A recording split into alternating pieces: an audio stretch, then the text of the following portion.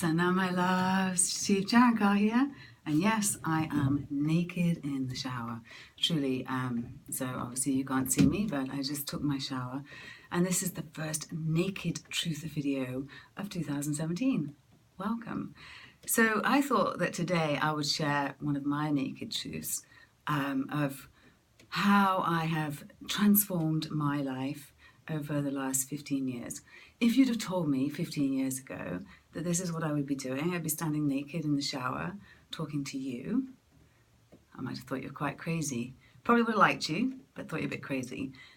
And here I am. So what's possible for you if you let go of the resolutions and you let go of the things that you should and shouldn't be doing and started tapping into something that's bigger than all of that and that can really dynamically change your life over a year, 5 years, 10 years, 15 years. Think back for yourself. 15 years ago was the new year after the World Trade Center. Depending on your age, perhaps there was something you said you were going to do. Perhaps there was a new way of being that you were going to be, given what had just happened. 15 years later, where are you? By the same token, if we try to do too much, then we get overwhelmed and we just don't know where to go. So if I'd have set out 15 years ago to be here with this as my goal, I very likely wouldn't be here. I had no idea. But what I did know are my 3 filters, as I call them, the 3 things that I distilled after the fire that mattered to me, the 3 things that I gave up my dream life for in order to do. And that was to feel better. Sorry, the first one was actually to see if I could be happy. The second one was to make a difference. And the third one was to leave a positive footprint. And of course, the cumulative result of all of these is that I would feel better. I was tired of being successful on the outside and feeling empty on the inside.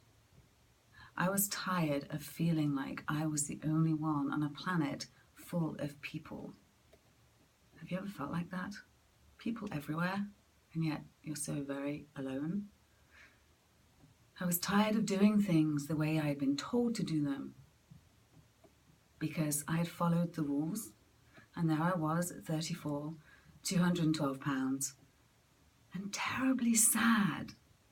You know, that weight was telling me how sad my body was, how disappointed it was with the choices I was making. And here I was thinking my body was betraying me.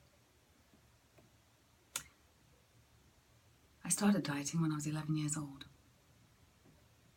I was 34 years old when I stopped dieting. I didn't stop dieting because I lost the weight. I stopped dieting because it didn't work.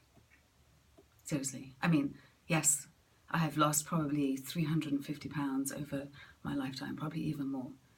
Because I've lost 85 pounds in one go, I lost 55 pounds in another, and then I have numerously lost 5 pounds, 10 pounds, 20 pounds, 25 pounds, only to go back and put on 10 pounds, 15 pounds, 35 pounds. I bet you can relate. But something magic happened when I started using these filters. Could I be happy? Could I make a difference? Could I leave a positive footprint? When I started making decisions, when opportunities came in, I ran them through the filters. Did it make me happy? Would it make a difference? Would it leave a positive footprint? It gave me a new way of being. It was no longer about being a certain weight or a certain size or a certain position in life. It was about a feeling inside. And the secret that had eluded me, that I want to share with you today, all of that time, was that I was under the illusion that if I lost the weight, I would feel better. Right? That when I lost the weight, I would feel better. And that might be true. But the secret is, it's not the only way. Because, check this out, when you start to feel better, you lose the weight. It's kind of like a reverse psychology thing. We think that we'll feel better when we get this thing or when we do this thing. But actually, that's just this carrot that keeps dangling in front of us. And then when we get there, we realize there's another one and another one. But what we really need, what our soul really yearns for, is for us to feel better right now. Now, how do we do that? We start to seek out small things that make us feel better. Get your filters in order. Because when your filters are in order, you're not making the wrong decisions, or at least you're not doing it as much of the time as you were. So for me, that was vital. And 15 years later, I'm still running things through that filter. But I do know the answer to question number one. Can I be happy? Indeed I can.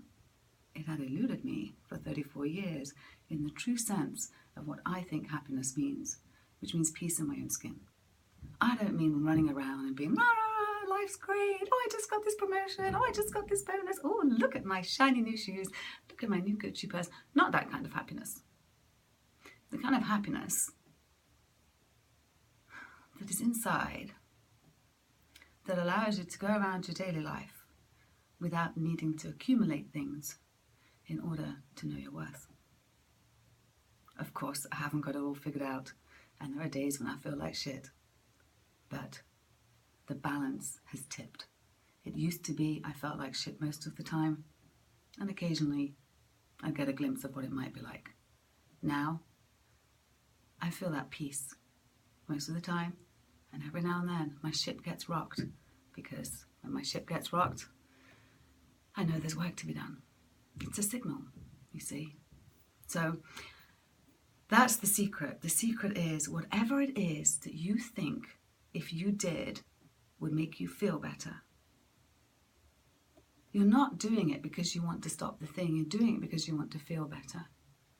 So you don't always have to just stop the thing to feel better. You can do something to feel better. And once you feel better, you'll want to stop the thing. You see, feeling better is where it's all at.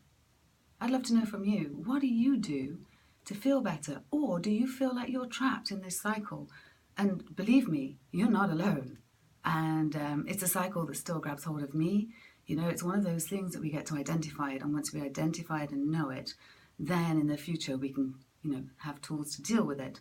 But it's always going to be ever evolving, just as we are, and challenging to us. So where are you on that spectrum, Are you feeling like you've got a grasp of it, or do you feel like it has a grasp of you? I'd love to know. Leave your comment down below.